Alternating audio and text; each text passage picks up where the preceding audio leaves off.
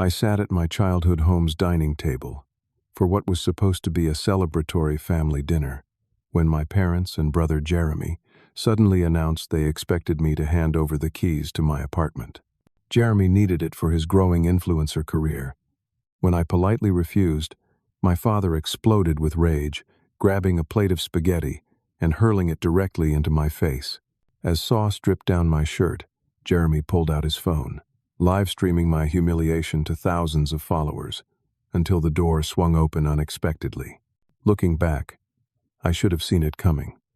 The signs were always there in how my family operated, but I guess I wanted to believe things could be different. My name is Edwin, and at 28 years old, I had finally achieved something I was proud of. After years of careful saving, overtime shifts, and living with roommates in cramped quarters, I had managed to buy my own apartment. It wasn't anything fancy, just a one-bedroom place in a decent neighborhood with good access to public transportation and only a 15-minute commute to the accounting firm where I worked. My younger brother Jeremy couldn't have been more different from me. At 25, he had devoted himself entirely to becoming a social media influencer. He spent his days filming content, as he called it, mostly pranks and reaction videos that catered to a young audience. While I couldn't deny he had charisma and a natural talent for entertaining people, his career choice seemed unstable to me. Some months he'd flash cash from sponsorships, and others he'd be borrowing money for rent. Our parents never seemed concerned about Jeremy's inconsistent income, though. From childhood, they had always favored his outgoing personality and creative pursuits over my more steady, reliable nature. I still remember my 10th grade math competition victory dinner being cut short because Jeremy had an audition for a school play. Or how my college acceptance letter was pinned to the refrigerator for a week, while Jeremy's participation award in a local talent show remained displayed in the living room for years. I had made peace with it, mostly. We all have different relationships with our parents, and as an adult, I had created some healthy distance. We got together for major holidays and occasional dinners, but I kept things pleasant and surface level. So when my phone lit up with a text from Mom about a special family dinner to celebrate Dad's promotion at the insurance company where he'd worked for 20 years, I was surprised but hopeful. Edwin, honey, we're having a special dinner Friday at 6:30. Your father got that promotion he's been working toward, and we want the whole family together. It's been too long since we've all sat down for a proper meal. I texted back my congratulations and confirmed I'd be there. Maybe this was a turning point, I thought. Maybe as we all got older, the dynamics could shift in a healthier direction. When I arrived at the suburban home where I grew up, I could hear laughter from the front porch.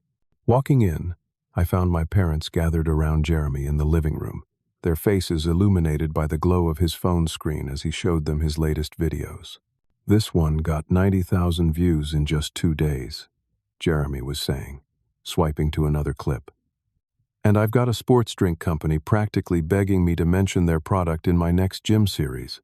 That's my boy, Dad said, clapping him on the shoulder. Always knew you had that special something that would take you places. Mom noticed me first. Edwin, come in. Jeremy was just showing us how his career is really taking off. I smiled and walked over, giving Mom a hug and shaking Dad's hand. Congratulations on the promotion, Dad. That's really great news. Thanks, son. He seemed genuinely pleased that I'd come. Let's head to the dining room. Your mother's made her famous lasagna.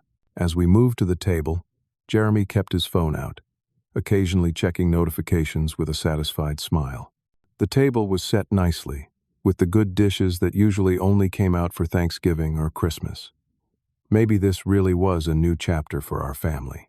The conversation during the first part of dinner focused on Dad's promotion, which came with a modest raise and a slightly larger office. Mom served generous portions of lasagna, garlic bread, and salad. Everything felt normal, even pleasant, until Mom cleared the plates for the main course. So, Edwin. She began in that tone I recognized from childhood whenever she wanted something. Jeremy has some exciting news about his career. Jeremy straightened up, putting his phone face down for the first time that evening. Yeah, I'm really breaking through, bro. I've got several big companies looking at sponsorship deals, and I'm close to hitting 1 million followers. That's great, I said sincerely. Despite our differences, I didn't wish my brother anything but success. Dad leaned forward. The thing is, son, to really take things to the next level, Jeremy needs a better space for filming. Something more professional looking, with good lighting, and enough room for equipment. I nodded, not yet seeing where this was heading. Makes sense. There are some affordable studio spaces for rent downtown, I think. An uncomfortable silence fell over the table. Mom and Dad exchanged glances. Actually, Mom said slowly, we were thinking of somewhere more permanent. Somewhere he could live and work. The realization of what they were suggesting began to dawn on me, but it seemed so outlandish that I couldn't quite believe it. Jeremy jumped in. Your apartment would be perfect, Edwin. The lighting in your living room is killer, and that brick wall would make an awesome backdrop for my interviews segment. Plus, it's in a trendy neighborhood that would impress potential sponsors. I blinked, certain I'd misheard. My apartment? We know it's a lot to ask, Mom said quickly, but Jeremy's at a crucial point in his career. The right environment could make all the difference. And where exactly would I live? I asked, trying to keep my voice level. Dad waved his hand dismissively. You could move back home for a while. Your old room is still available. The casualness with which they presented this plan, as if my agreement was a foregone conclusion, left me momentarily speechless. They had clearly discussed this at length without me, making plans that involved my home, my personal space that I had worked so hard to afford. We already told Jeremy he could move in next weekend, Mom added, as if this settled the matter. He's got a big collaboration planned with another influencer, and they need the space. And there it was. Not a request, but an expectation. They had already promised my apartment to Jeremy without even speaking to me first. As I sat there processing this, Mom began serving the spaghetti with her special sauce, acting as if what they'd proposed was perfectly reasonable. I looked around at their expectant faces and realized they genuinely believed I would simply hand over the keys to my life because they asked. In that moment, I understood how little they respected my boundaries, my hard work, or my independence. They still saw me as the compliant child who would set aside his own needs to accommodate the family's golden child. The spaghetti steamed on the plates before us, but I had completely lost my appetite. I'm sorry, but no, I said quietly, but firmly. I can't give Jeremy my apartment. The clatter of forks against plates stopped abruptly. Mom's smile froze, and Dad's eyebrows shot up as if I'd said something shocking. What do you mean, no? Mom asked, her voice tinged with disbelief. I took a deep breath, determined to remain calm. I mean, I can't give up my apartment. I saved for years to afford it. It's close to my job. It's my home, but it's just a place to sleep for you, Mom countered dismissively. For Jeremy, it's his future, his career. Jeremy nodded eagerly. I've already planned how to transform it. The second bedroom would be perfect for equipment storage, and I could set up ring lights in the living area. That corner window gets amazing natural light for morning vlogs. The casual way he talked about rearranging my personal space made something tighten in my chest. He'd clearly been inside my apartment during the few times I'd invited him over, mentally cataloging how he could claim it for himself, rather than appreciating my hospitality. I understand Jeremy wants to grow his channel, I said carefully, but my apartment is not an option. I worked hard for that place. It represents years of overtime and sacrifices. Dad put down his fork with a clank. Family helps family, Edwin. You've always been the selfish one. The accusations stung. How was I selfish for not wanting to give up my home? I had helped my family plenty over the years, lending money that was never returned, helping with repairs around the house, always showing up when needed. That's not fair, Dad. I've always been there when any of you needed something. But this is different. This is my home. We're not asking you to give it up forever, Mom said, though that clearly wasn't true based on how they'd been talking. Just until Jeremy establishes himself more firmly. And when would that be? I asked. 6 months? A year? 5 years? Jeremy scoffed. I'm on the verge of breaking through right now. With the right setup, I could double my followers within months. Do you have any idea what kind of opportunities I'm looking at? Jeremy continued, pulling out his phone to show me his analytics. Look at this growth curve. These numbers don't lie, Edwin. I could have brand deals worth thousands of dollars if I just had a better filming space. I pushed the phone away gently. I'm genuinely happy about your success, Jeremy. But my answer is still no. There are other solutions we can explore together if you want. Mom's eyes welled with tears, a tactic I recognized from childhood whenever she didn't get her way. I can't believe you're being so difficult. You're destroying Jeremy's chance at a real career opportunity. It's not a real career, I snapped before I could stop myself, immediately regretting the words. Jeremy's face darkened. Just because it's not a boring desk job like yours doesn't mean it's not real. You have no idea how hard I work on my content. I tried to backpedal. That's not what I meant. I just meant there are no guarantees in social media, and making major life decisions based on potential future earnings is risky. At least I'm pursuing something I'm passionate about, Jeremy retorted. When's the last time you felt excited about anything, Edwin? I noticed Jeremy subtly angling his phone toward me, and I realized with a jolt that he was recording parts of our argument. Are you filming this right now? I asked incredulously. Just capturing ideas for content, he replied unapologetically. People love family drama. It's relatable. Put the phone away, Jeremy, I said firmly. This is a private family discussion, not content for your channel. Dad's face had grown increasingly red during our exchange. Edwin, you need to reconsider your position here. Have you forgotten who helped you get your job at Anderson Accounting? The implied threat wasn't subtle. Dad had been golf buddies with Thomas Anderson for years and had put in a good word for me when I applied fresh out of college. I'd long since proven my value to the firm through my own merit, but Dad still acted as if I owed my entire career to his connection. Are you threatening my job? I asked quietly. I'm reminding you that family supports each other, Dad replied, his voice dangerously low. Tom and I have a tea time this Saturday. It would be a shame if I had to mention how uncooperative you've been with family matters. The blatant manipulation made my stomach churn. Dad, that's completely inappropriate. My job has nothing to do with this. Everything is connected, son, he said, spearing a meatball with unnecessary force. You might want to think about that before you make your final decision. I looked around the table at my family, truly seeing them for perhaps the first time. Mom with her strategic tears, Dad with his thinly veiled threats, and Jeremy recording our private conversation for potential content. Was this what family meant to them? Compliance at all costs? I'm sorry, but my decision is final, I said, my voice stronger than I felt inside.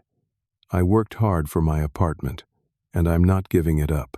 The tension around the table was thick enough to cut with a knife. Mom sniffled dramatically, dabbing at her eyes with a napkin. Jeremy glared at me while typing something on his phone. And Dad looked like he was about to explode. Here, Mom said, breaking the tense silence as she placed a steaming plate of spaghetti with her special sauce in front of each of us. Let's all take a breath and enjoy dinner. Food always makes things better. We ate in uncomfortable silence for several minutes. I twirled spaghetti around my fork mechanically, barely tasting it as I processed the conversation. The only sounds were the clink of utensils against plates, and Jeremy's occasional snicker when his phone vibrated with notifications. You know, Jeremy said eventually, scrolling through his phone with one hand while eating with the other. I've been talking with Tyler Johnston about a collaboration. He has 3 million followers. That's wonderful, honey. Mom beamed, clearly trying to steer the conversation to safer ground. Who's Tyler Johnston? Dad asked, his voice still tight with barely contained anger. Only one of the biggest lifestyle influencers in the country, Jeremy said with exaggerated patience. And he's considering coming to do a series with me. Can you imagine what that would do for my visibility? And where exactly would you host this big shot? Dad asked, looking pointedly at me. Jeremy shrugged. That's the thing. He expects a certain aesthetic. Your apartment would be perfect, Edwin. That industrial chic vibe is exactly what his audience responds to. I already told you my apartment is not available, I repeated firmly. God, you're so stubborn, Jeremy muttered. I'd let you use my place if I had one and you needed it. But you don't have your own place, I pointed out. You live here with Mom and Dad, rent-free, while I've been supporting myself since college. Mom interjected quickly. Jeremy's investing in his future rather than paying rent. That's a smart business decision. Right, I said, unable to keep the sarcasm from my voice. And now his business plan requires my apartment. It's not just about the apartment, Dad said, setting down his fork with a clank. It's about your attitude. Your brother has a real chance at success here, and you're standing in his way out of pure selfishness. I took a deep breath, trying to remain calm. It's not selfish to want to keep my own home that I worked for and paid for. Your grandfather gave me my first car when I was starting out, Dad said, his voice rising. He understood what it meant to support family. If he were here, he'd be ashamed of your behavior. The mention of Grandpa Frank stung. He and I had always been close, but he'd moved to Arizona 2 years ago for his health, and we didn't see him often anymore. I don't think Grandpa would expect me to give up my home, I countered. You don't know what you're talking about, Dad snapped. Family sacrifice is something you clearly don't understand.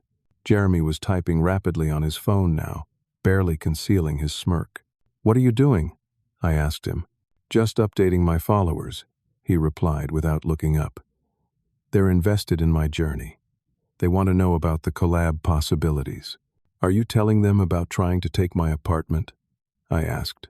I'm telling them about obstacles I'm facing in my career growth, he corrected. It's inspiring content about perseverance. I shook my head in disbelief. Even this manipulation was becoming fodder for his social media persona. Dad leaned forward, his face uncomfortably close to mine across the table. I want you to listen carefully, Edwin. You'll sign over your apartment lease this weekend, or you'll regret it. I've done a lot for you over the years, and it's time you repaid some of that. The ultimatum hung in the air between us. Mom looked anxious but said nothing to diffuse the situation. Jeremy had the audacity to point his phone camera in my direction, obviously hoping to capture whatever came next. I placed my napkin beside my plate and straightened my shoulders. No, I won't be bullied into this, not even by family. What happened next occurred so quickly, I barely had time to react. Dad's face contorted with rage. He stood up abruptly, grabbing my full plate of spaghetti. For a split second, our eyes met, and I saw something I'd never seen before in my father's gaze. Pure, unrestrained fury. Then he threw the plate directly at my face. Hot sauce splattered across my cheeks and forehead. Noodles draped over my hair like limp, sauce-covered worms. The plate itself clattered to the floor, miraculously unbroken.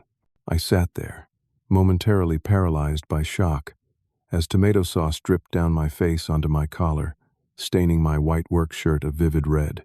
The room went completely silent. Mom's hand covered her mouth in horror. Dad remained standing, his chest heaving, looking almost surprised at his own actions. I slowly raised my hand to wipe sauce from my eyes, the full impact of what had just happened washing over me in waves of disbelief and humiliation. That's when I heard it. The unmistakable sound of a social media live notification. "What's up, followers?" Jeremy's voice cut through the shocked silence. "Coming to you live from family dinner drama. My brother just got owned. Look at his face. This is what happens when you don't support family." I turned to see Jeremy had positioned himself to capture my sauce-covered face in perfect frame on his live stream. The viewer count was rapidly climbing in the corner of the screen, already in the hundreds. People I'd never met were watching my humiliation in real time, leaving laughing emojis and comments I couldn't read through the sauce in my eyes. "Jeremy, turn that off right now," Mom said weakly, but he ignored her, continuing his narration. "So my brother refuses to help out with my influencer career, and Dad just served him the ultimate spaghetti facial. Make sure you follow for the aftermath. Will he cry? Will he fight back? Leave your predictions in the comments." 700 viewers already, Jeremy announced gleefully. This might be my most successful live stream yet. The strange detachment I'd been feeling since the plate hit my face suddenly shattered. This wasn't just an embarrassing family moment. This was being broadcast to hundreds, potentially thousands of strangers.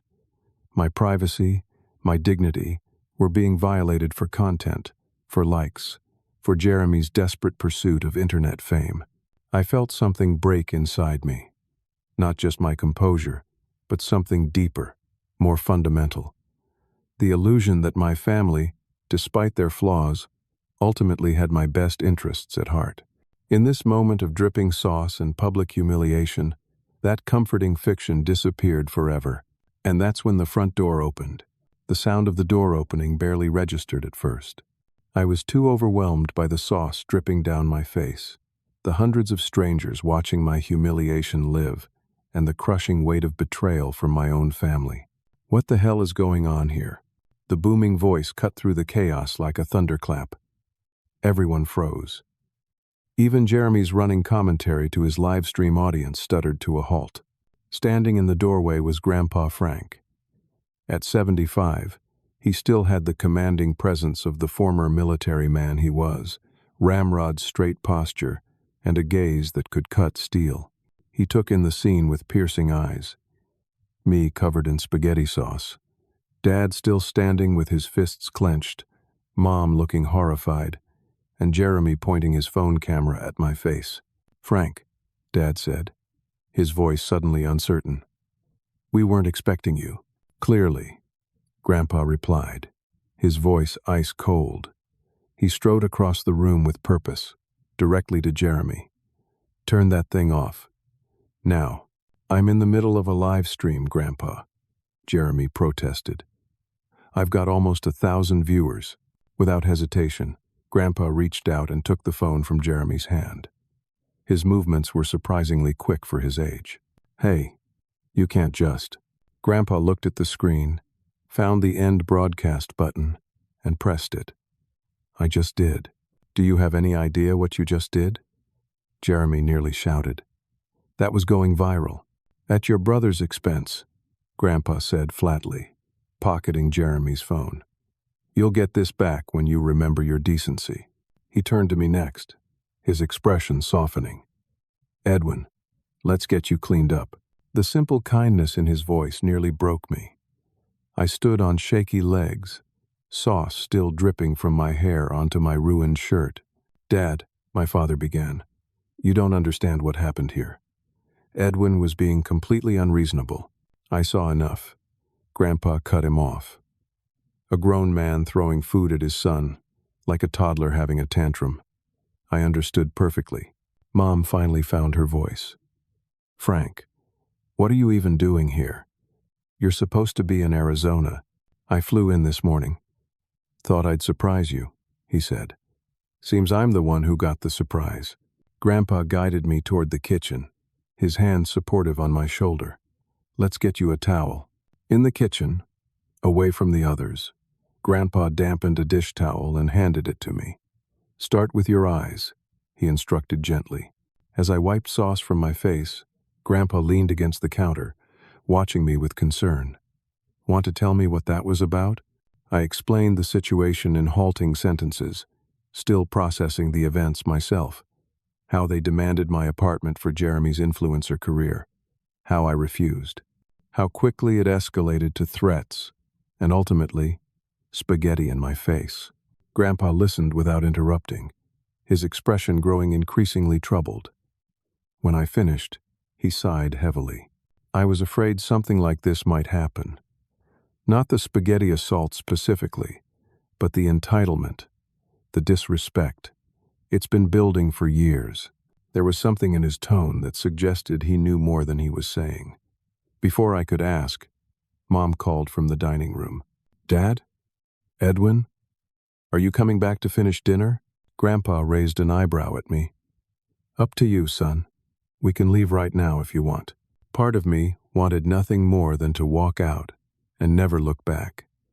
But another part, the accountant in me perhaps, wanted answers. Closure. "Let's go back," I decided. "I want to hear what they have to say for themselves." When we returned to the dining room, the atmosphere had changed. Dad sat subdued at the table, no longer radiating anger. Mom had cleared my plate and placed a fresh setting. Jeremy sulked, glancing repeatedly at Grandpa's pocket where his phone remained. "Now," Grandpa said, taking a seat at the head of the table, displacing Dad from his usual position. "I think we need to have an honest conversation about what's really going on here." "I was just about to apologize to Edwin," Dad said stiffly. I lost my temper. It was inappropriate. "Save it," Grandpa replied. "This isn't about one incident. It's about patterns and lies." Something in the way he emphasized lies made everyone at the table shift uncomfortably. "What do you mean, Frank?" Mom asked, her voice unnaturally high.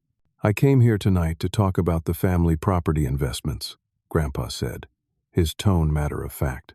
"Specifically, this house." Dad straightened in his chair. "What about the house? We've handled the mortgage payments just fine, like we agreed." "Have you?" Grandpa asked, his eyebrows raising. "That's interesting, because according to the bank, I'm the one who's been making those payments for the past 3 years. The silence that followed was deafening. I looked at my father's face and saw the blood drain from it. "What is he talking about, Dad?" I asked. Mom jumped in quickly. "Your grandfather is confused. We've been managing just fine." "No confusion, Martha," Grandpa said firmly. "The bank statements don't lie. You and Robert stopped making payments 3 years ago when he was demoted, not promoted." The revelation hit me like a physical blow. Demoted? But tonight's dinner was to celebrate Dad's promotion. Dad couldn't meet my eyes. "It's complicated, Edwin." "Actually, it's quite simple," Grandpa continued. "Robert was demoted after the Henderson account fiasco. His salary was cut by 30%. Rather than adjust your lifestyle accordingly, you kept up appearances and quietly fell behind on the mortgage." Mom was wringing her napkin in her hands. "We were going to catch up. We just needed some time. The bank was 2 months away from foreclosure when I stepped in," Grandpa said. "I've been covering the payments ever since, waiting for you two to be honest about your situation. But instead, you've been living beyond your means, pretending everything is fine, and now trying to take advantage of Edwin." I turned to Jeremy. "Did you know about this?" He shrugged, but the gesture lacked his usual confidence. "I knew things were tight, but Dad said his promotion would fix everything." "What promotion, Robert?" Grandpa asked pointedly. Dad stared at his plate. "I have a performance review coming up," I thought. "You thought you'd lie to your family again," Grandpa finished for him. "Just like you've been lying about the house, about your job, about everything." I struggled to process what I was hearing. My parents, who had always presented themselves as financially stable, even successful, had been living a lie for years. And Jeremy, whose supposed influencer success was the reason they wanted my apartment. "Jeremy," I said slowly, "how much are you actually making from your social media?" He fidgeted with his napkin. "It varies month to month. The growth potential is huge, though." "Answer the question," Grandpa pressed.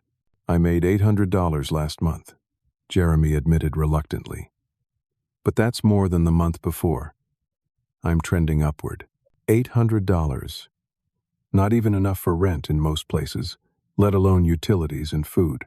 His influencer career, which had been presented as so successful that it justified taking my apartment, was barely generating income at all.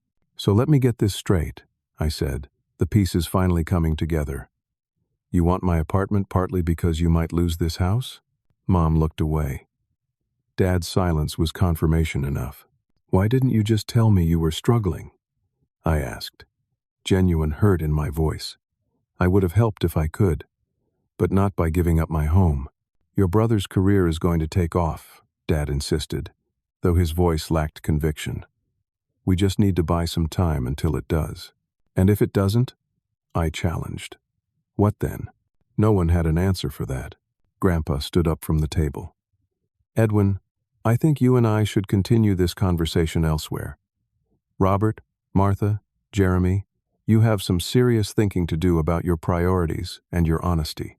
As I followed Grandpa toward the door, I felt lighter somehow, despite the sauce still clinging to parts of my hair and the stains on my shirt. The truth, however painful, was preferable to the web of manipulation and lies I'd been caught in. In the hallway, Grandpa paused. There's more we need to discuss, but not here. Meet me for breakfast tomorrow at Diane's Diner, 8 a.m. I'm staying at the Hampton off Route 9. I nodded, grateful for his intervention and the respect he'd shown me when no one else had. And Edwin, he added quietly, I'm proud of you for standing your ground. It takes courage to say no even to family, especially to family. With those words of validation, something long knotted inside me began to loosen. As I walked to my car that night, still smelling faintly of tomato sauce, I realized that this disastrous dinner might actually be the beginning of something important, something truthful. And for the first time in years, I felt like someone in my family truly saw me. The next morning, I arrived at Diane's Diner, 15 minutes early, eager to continue my conversation with Grandpa Frank. The events of the previous night had left me with a restless, unsettled feeling that made sleep nearly impossible. I kept replaying everything in my mind: the demanded apartment, the thrown spaghetti, Jeremy's live stream, and most shockingly, the revelation about my parents' financial deception. The diner was a local institution, unchanged since the 90s with its vinyl booths and laminated menus. I spotted Grandpa in a corner booth, already nursing a mug of black coffee. Despite being 75, he still maintained the military precision from his army days, even in the way he stirred his coffee with exactly 3 rotations. Morning, Edwin. He greeted me, looking up from his newspaper. You look like you've had about as much sleep as I have. Not much, I admitted, sliding into the booth across from him. There's a lot to process. A waitress appeared with a coffee pot, filling a mug for me without asking. In small towns like ours, the diner staff remembered how everyone took their coffee. So, I began after ordering breakfast. You've been paying my parents' mortgage for 3 years. Why didn't you ever say anything? Grandpa folded his newspaper neatly. I kept hoping they'd come clean on their own. Take responsibility. When people are forced to admit their mistakes, they often get defensive rather than learning from them. Like last night, I observed. Exactly like last night. He took a sip of his coffee. Your father has always struggled with pride. Admitting failure is almost impossible for him. I stirred cream into my coffee, watching it swirl. But why maintain the lie for so long? They must have known it would eventually come out. People can justify almost anything to themselves, Grandpa said. I imagine they kept thinking the situation would turn around. Robert would get promoted for real. Jeremy's internet career would suddenly take off. They could repay me quietly, and no one would ever know. Speaking of Jeremy's career, I said, $800 a month doesn't sound like the big success story they've been promoting. Grandpa sighed. There's more to that situation than you know.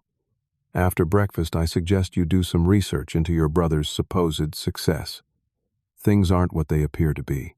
We paused as the waitress delivered our food. Once she left, I leaned forward. What do you mean? Is he exaggerating his follower count or something? Just look into it, Grandpa advised. But first, there's something else you should know.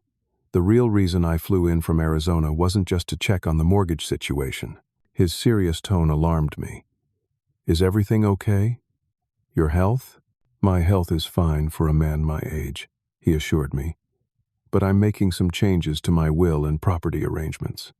I wanted to discuss them with the family in person. After what I witnessed last night, I'm glad I did." I felt uncomfortable discussing inheritance issues, but Grandpa continued, "You should head home and change after breakfast. Get some rest. I'm going to have another talk with your parents today, alone. We'll reconnect tomorrow, if that works for you." I agreed, and we finished our meal discussing lighter topics, catching up on my job and his retirement community in Arizona. But his cryptic comments about Jeremy lingered in my mind.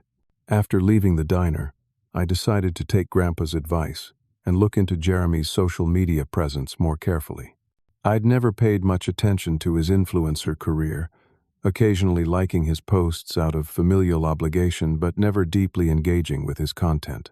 At home, I opened my laptop and began a thorough investigation of Jeremy's online presence. What I discovered was troubling. While his profile claimed hundreds of thousands of followers, closer inspection revealed that a significant percentage appeared to be fake accounts with no posts or profile pictures. The engagement on his posts was suspiciously uniform, with the same generic comments appearing repeatedly. Further research led me to websites where people could purchase followers, likes, and comments. Had Jeremy been artificially inflating his online presence? It certainly appeared that way. While I was processing this discovery, my phone rang. It was an unknown number. "Hello? Edwin. It's Alicia, from HR, at Anderson Accounting. Do you have a moment?" My stomach dropped. Was this related to Dad's threat about speaking to his friend Thomas Anderson? "Of course," I said, trying to sound normal. "I'm calling because we received an unusual inquiry about your employment status yesterday evening. Someone claiming to be from a credit verification service asked if you were in good standing and about your job security." "That's strange," I said, though I had a sinking suspicion about who was behind it. "I haven't applied for any credit recently." "That's what seemed odd," Alicia continued. "We didn't provide any information, of course, but Mr. Anderson wanted me to check if everything was all right with you." "Everything's fine," I assured her. "Thank you for letting me know." After hanging up, I sat in stunned silence. Had my father actually tried to undermine my job? It seemed impossible, yet the timing was too coincidental. I decided to drive past my parents' house, not to go in, but just to see if Grandpa's car was there for their discussion. As I approached slowly, I was surprised to see Jeremy standing in the driveway with Dad, both gesturing animatedly as they talked. I pulled over a few houses down, windows up, not intending to eavesdrop but curious about the intense conversation. To my shock, Jeremy suddenly looked in my direction, nudged Dad, and they both quickly moved toward their cars. I ducked down, not wanting to be seen. I heard engines start, and through my rearview mirror, I watched both their vehicles pull out and drive in the opposite direction. Something about their furtive behavior bothered me deeply. On impulse, I decided to follow them, maintaining a discreet distance. They led me to a coffee shop about 15 minutes away, in a neighboring town where we rarely went. I parked across the street and watched as they met a third person inside, a man I didn't recognize. Through the window, I could see them engaged in serious conversation. The stranger passed some papers to my father, who reviewed them with Jeremy looking over his shoulder. After about 30 minutes, they left the coffee shop. I waited until they drove away before entering the cafe myself. The barista was cleaning the table where they'd Saturday. "Excuse me," I said on impulse. "Did those men who just left happen to leave any papers behind?" "No," she replied. "But they did throw some in the trash before they left. One of them crumpled something up and tossed it over there." She pointed to a nearby garbage can. It was inappropriate and probably a bit desperate, but I found myself checking the trash can when the barista turned away. Near the top was a crumpled ball of paper. I quickly retrieved it and stepped outside before smoothing it out. It was a printout of an email thread between Jeremy and someone named Marcus about reputation management strategies. The partial content I could read mentioned targeted rumors and workplace disruption with my name specifically mentioned. They were discussing ways to pressure me by threatening my professional reputation. I felt physically ill. My own family was actively plotting against me, not just trying to manipulate me into giving up my apartment, but potentially planning to spread rumors that could damage my career if I didn't comply. As I drove home in a daze, my phone rang again. It was Grandpa. "Edwin, where are you?" "I went by your apartment, but you weren't there." I explained what had happened. From the HR call to following Dad and Jeremy to discovering the crumpled email. "This has gone too far," Grandpa said, his voice tight with controlled anger. "Meet me at my hotel. I think it's time we looked into some family history." At Grandpa's hotel room, he had his laptop open on the small desk. "There's something else you should know. Something I've suspected for years but confirmed recently." He pulled up a financial document and turned the screen toward me. It was a statement from a college fund account in my name, dated 15 years ago. "Your grandmother and I set up college funds for both you and Jeremy when you were born, equal amounts. Your parents were supposed to be custodians of the accounts until you turned 18. I scanned the document, noting the substantial initial balance and regular contributions from my grandparents. "The thing is," Grandpa continued, pulling up another document, "by the time you were applying to colleges, most of your fund had mysteriously disappeared. Your parents told us they had used it for educational enrichment activities throughout your childhood. We never questioned it." The second document showed withdrawals, large sums taken out over several years. "I recently requested all the historical records," Grandpa explained. "Notice the timing of these major withdrawals." I examined the dates more carefully and felt a chill. These aligned perfectly with the years Dad bought his boat. And this one. This was right around when they renovated the kitchen. "Exactly," Grandpa said grimly. "They used your college fund for their own expenses, while preserving Jeremy's fund completely. You worked through college, took out loans, while Jeremy's education was fully covered by the fund that should have been equal to yours." The betrayal cut deep. All those years of working night shifts while studying, the stress of student loan debt that I'd only recently paid off. It could have been avoided if my parents hadn't misappropriated funds specifically designated for my education. "Why are you showing me this now?" I asked, my voice unsteady. "Because you need to understand the pattern," Grandpa replied. "This isn't new behavior. Your parents have been favoring Jeremy at your expense for years. The apartment demand is just the latest example." End of 20. He pulled out a small storage drive from his briefcase. "There's more. I digitized our old family videos a few years ago. I want you to see something." He plugged in the drive and opened a video file. It was footage from my 10th birthday party. I watched as young Edwin blew out candles while the family applauded. Then the camera caught a moment I didn't remember. Dad pulling Jeremy aside, letting him open one of my presents when he got upset about not being the center of attention. Mom laughing it off, telling young me to be a big boy and share my birthday. Grandpa showed me clip after clip, scenes from throughout my childhood. A pattern emerged clearly. Moments where my accomplishments were downplayed, where Jeremy's needs superseded mine, where Grandpa himself often intervened on my behalf, only to be overruled by my parents.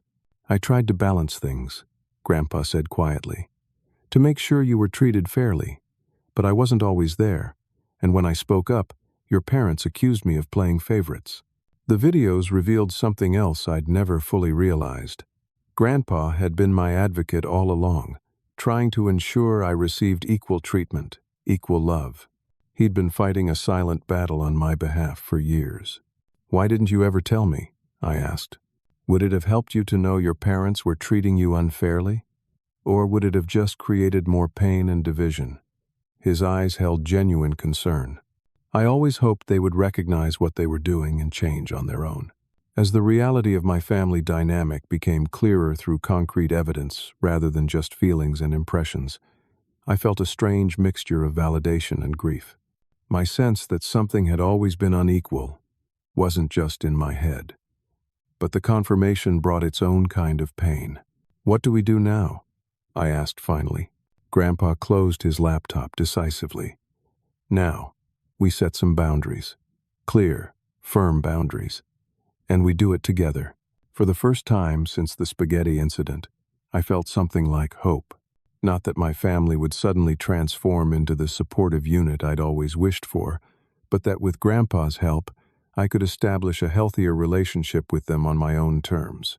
"Tomorrow," Grandpa said, "we're going to have a family meeting. But this time, we'll be the ones setting the agenda." After leaving Grandpa's hotel, I needed time to process everything I'd learned. The layers of betrayal, manipulation, and favoritism stretched back further than I'd realized, colored my entire upbringing in ways I was only beginning to understand. I called my closest friend Tyler, who had known my family for years. "Can I come over? I need some perspective from someone who isn't caught in the middle of this." Tyler agreed immediately, and an hour later I sat in his living room, pouring out the entire story from the spaghetti incident to the college fund revelation. He listened without interrupting, his expression growing increasingly troubled. "I always sensed something was off with how they treated you," he said when I finished. "But I had no idea it ran this deep." "Neither did I admitted. Or maybe I did, but didn't want to face it." "What would you do in my position?" Tyler considered the question carefully. "Honestly, I'd do exactly what your grandfather suggested. Set clear boundaries. Make it known that you won't be manipulated or taken advantage of anymore. Even if it means potentially fracturing the family." "Edwin," Tyler said gently, "from what you've told me, this family is already fractured. Has been for years. You're just finally acknowledging the cracks instead of pretending they don't exist." His words settled over me with the weight of truth. For so long, I'd been the one maintaining family peace at my own expense, compromising my needs and accepting less than I deserved in the name of harmony. But what kind of harmony required one person to consistently sacrifice while others took? "You're right," I said finally. "Tomorrow's family meeting is happening on my terms for once." The next day, Grandpa and I arrived at his hotel's small conference room, which he had reserved for our family discussion. We had agreed that neutral territory would be best, somewhere no one could storm off easily, and where the conversation couldn't be dismissed as just another family squabble. I had spent the morning preparing, gathering financial documents, screenshots of Jeremy's fake follower purchases, and the email printout about their plans to damage my reputation. This confrontation wouldn't be based on emotions they could dismiss or manipulate. It would be grounded in concrete evidence. My parents and Jeremy arrived 15 minutes late, a passive-aggressive tactic I recognized from previous family discussions. Mom looked anxious, Dad appeared irritated, and Jeremy seemed bored, already glancing at his phone as they entered. "Thank you for coming," I began formally. "Grandpa and I called this meeting because we need to address some serious issues affecting our family relationship." "If this is about the other night," Dad interjected immediately, "I've already apologized for losing my temper." "Actually, you haven't apologized," I corrected him calmly. "But this meeting isn't just about the spaghetti incident. It's about patterns of behavior that have been damaging our family for years."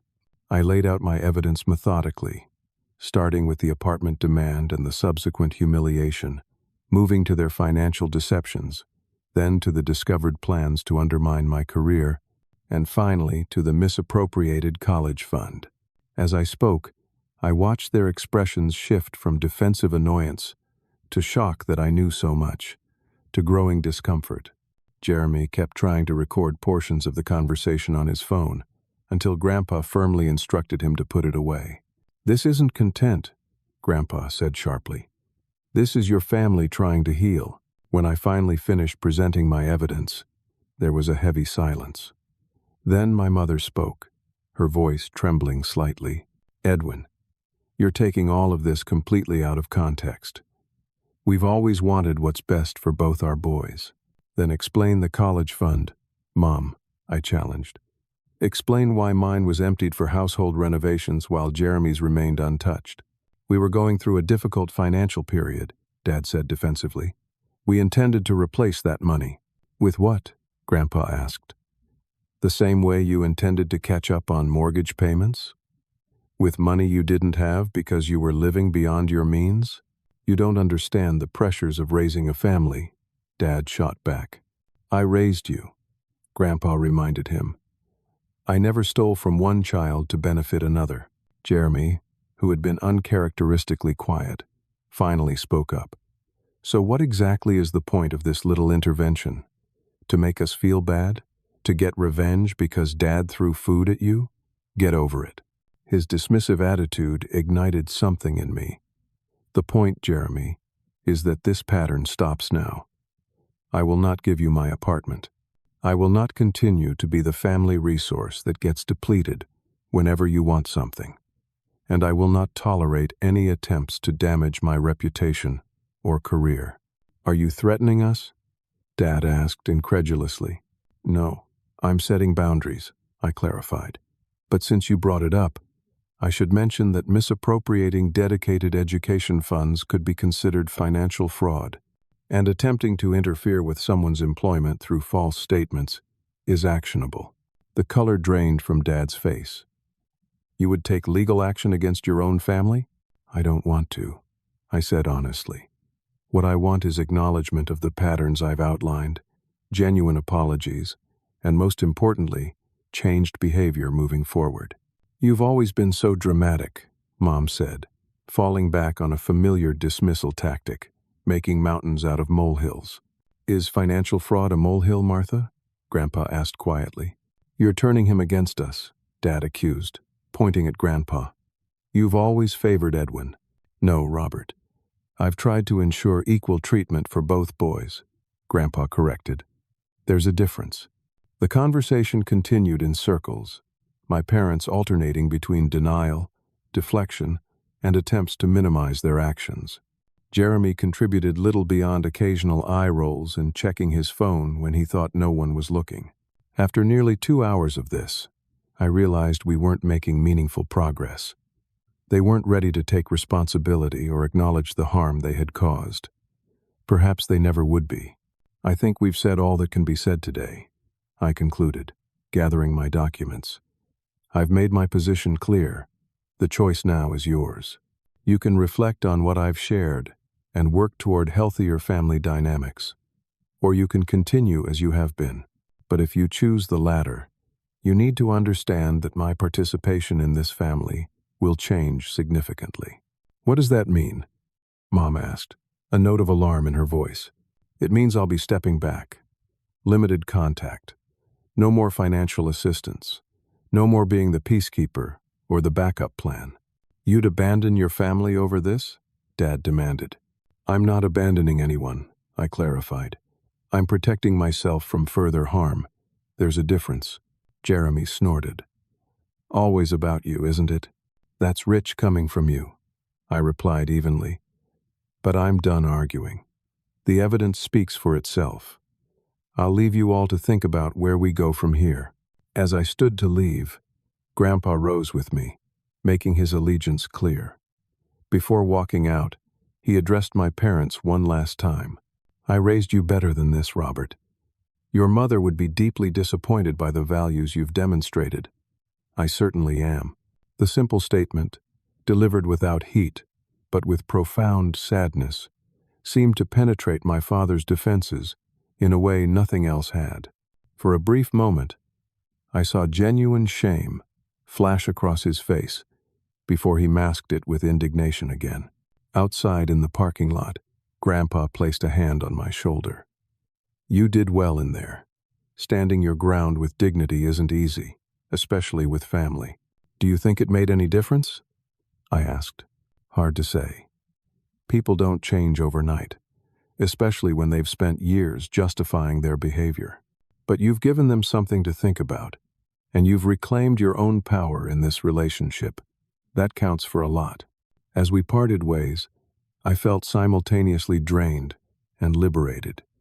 For perhaps the first time in my adult life, I had advocated for myself within my family without compromise or apology. Whether they chose to meet me in this new territory of honesty and mutual respect remained to be seen. But I had taken the first crucial step. That evening, alone in my apartment, I received a text from Dad. "We need to talk about your accusations." Alone. "No, Grandpa," I replied simply. "I'm open to further discussion, but only with Grandpa present. My position stands." No response came that night, or the next day, or the day after that. The silence was both painful and confirming. They weren't ready to engage on terms they couldn't control. A week passed without contact from my parents or Jeremy. Grandpa and I met for dinner twice during that time, strengthening our connection and processing the family dynamics we were both now seeing with clearer eyes. "I'm flying back to Arizona tomorrow," Grandpa told me during our second dinner. "But there's something important we need to discuss before I go." The serious tone in his voice concerned me. "Is everything okay?" "Not exactly," he admitted. "I haven't been entirely forthcoming about my health situation. The truth is, I was diagnosed with stage 3 cancer 3 months ago. The news hit me like a physical blow." "Grandpa, no. Why didn't you tell me sooner?" "I didn't want to be treated differently," he explained. "And I wanted to address the family situation clearly before adding complications. My prognosis isn't dire, but it has made me think carefully about my remaining time and my legacy." As we talked further about his treatment options and plans, I realized that Grandpa's unexpected appearance at the fateful dinner had been more meaningful than I'd understood. Facing his own mortality, he had chosen to intervene in a harmful family pattern rather than allowing it to continue unchallenged. "I've made some decisions about my estate," he told me. "Not out of favoritism, but out of a desire for justice and responsibility. I wanted you to understand my reasoning before I leave." That conversation would prove to be the catalyst for the most significant change my family had experienced in decades, though none of us could have predicted exactly how it would unfold. 2 days after Grandpa returned to Arizona, I received an unexpected call from my mother. "Edwin," she began hesitantly, "your father and I have been doing some thinking about everything you said at the meeting. We'd like to talk, if you're willing." I was surprised by the outreach but cautiously optimistic. "I'm willing to talk." But I meant what I said about Grandpa being part of the conversation. "We understand," she said, which was itself a notable shift from her previous position. "We can set up a video call with him." We arranged to meet at my apartment the following evening. When my parents arrived, they seemed different, subdued in a way I hadn't seen before.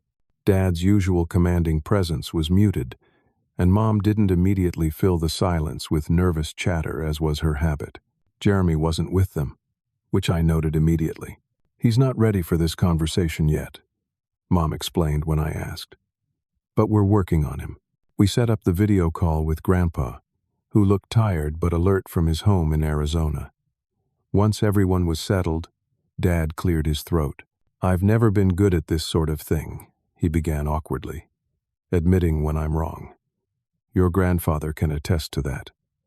He glanced at the screen where Grandpa nodded silently. "After you left the meeting, we were angry, defensive.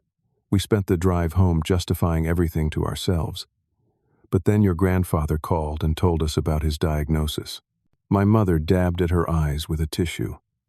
"It changed our perspective, made us think about what kind of legacy we're creating, what kind of relationship we want with you in the years ahead.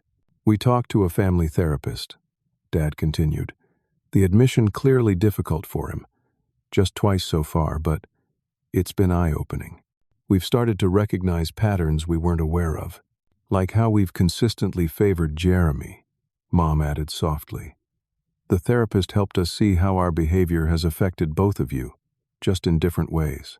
I listened without interrupting, still cautious but increasingly hopeful that this represented genuine reflection rather than another manipulation tactic. "About the college fund," Dad said, his voice strained. "There's no excuse for what we did. It was wrong, deeply wrong. We've been working with our financial advisor to calculate exactly what we owe you, with interest. We can't repay it all at once, but we want to make it right over time. And we've told Jeremy he needs to find his own apartment, Mom added. No more living at home rent-free. He needs to stand on his own feet. How did he take that? I asked, genuinely curious. My parents exchanged glances. Not well initially, Dad admitted, but he's coming around to the reality of the situation, especially after we showed him the mortgage statements and our actual financial position. Grandpa, who had been listening silently, finally spoke. Edwin, I've made some changes I'd like to share with all of you. Not to create discord, but in the interest of transparency. He explained that he had restructured his will and property arrangements. The family home, which he technically still owned while my parents paid the mortgage, would remain available to them for their lifetime. But after that, it would pass to me rather than being split between Jeremy and me as previously planned. Jeremy will receive other assets of equal value, Grandpa clarified. This isn't about punishing him, but the home represents stability and continuity, and I've seen that Edwin demonstrates the responsibility needed to preserve it. My parents didn't protest this decision, which itself represented significant growth. Instead, Dad nodded slowly. That's fair. More than fair, considering everything.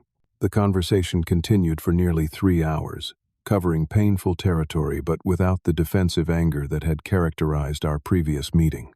There were difficult moments, tears from both my mother and me, and several instances where Dad had to visibly restrain his defensive instincts. But throughout it all, there was a new willingness to engage honestly that gave me hope. Near the end of our discussion, Grandpa made an unexpected proposal. I've been thinking about my house in Arizona, he said. It's too big for me now, especially with my treatments. I was planning to move into a smaller place in the same retirement community. Edwin, would you consider becoming the caretaker for the property? You could live there rent-free, and it would give me peace of mind knowing it's being looked after properly. The offer took me by surprise. Are you sure, Grandpa? That's a big decision. I'm sure, he said firmly. The climate would be a significant change from what you're used to, and you'd need to consider your job situation. But the offer is there if you want it. The opportunity to start fresh, away from the complex history in my hometown, was appealing. My accounting skills were transferable, and remote work options had expanded significantly in recent years.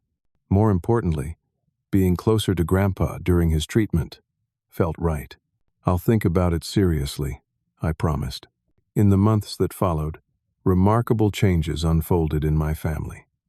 My parents continued their therapy sessions, gradually developing insight into their long-standing patterns.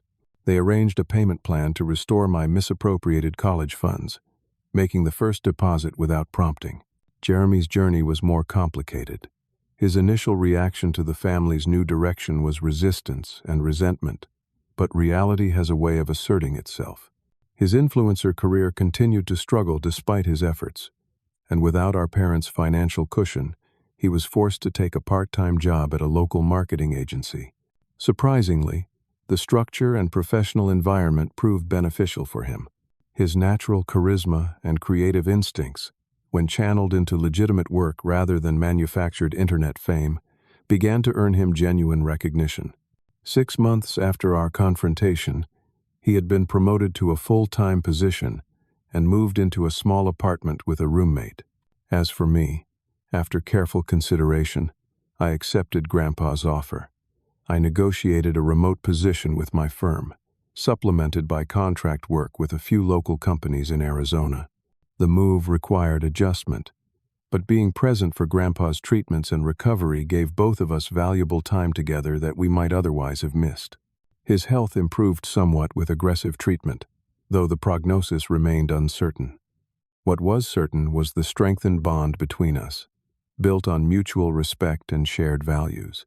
8 months after the spaghetti incident, I hosted a housewarming gathering at what had been Grandpa's house and was now my residence. To my surprise, everyone came. My parents flew in from back east. Jeremy took 3 days off work to attend, and Grandpa was able to join from his new, smaller home just 10 minutes away. We sat around the patio table under the warm Arizona evening sky, sharing a meal that didn't involve any flying pasta. The conversation wasn't perfect, not entirely free of old dynamics, but it was markedly different than it would have been a year earlier. There was more listening, more genuine interest, less competition for attention or validation. Jeremy, in a moment that would have been unimaginable previously, raised his glass in a toast. To Edwin, he said, making eye contact with me, for having the courage to say no when it would have been easier to give in. I didn't understand then, but I'm starting to now. And I'm sorry.